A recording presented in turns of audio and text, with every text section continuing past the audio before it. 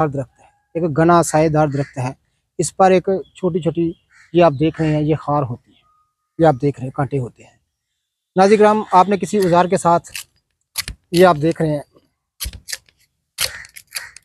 इस तरह इसकी छाल जो है ये उतार लेनी है। इसकी छाल जो है गालबन 2-3 सूतर मोटी होती है और अंदर से काफ़ी चिकनी होती है। एक सेर आपने ये छाल इसकी सिंबल की जो है वो हासिल कर लेनी है, और एक सेर सिंबल की छाल हासिल करने के बाद इसको नाज़िर छोटा छोटा कतर लें। कतर कर एक स्कोरी हंडिया में आपने इसको डाल देना है।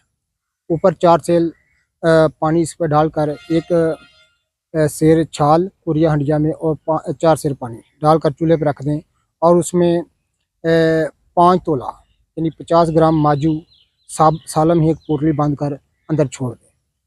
और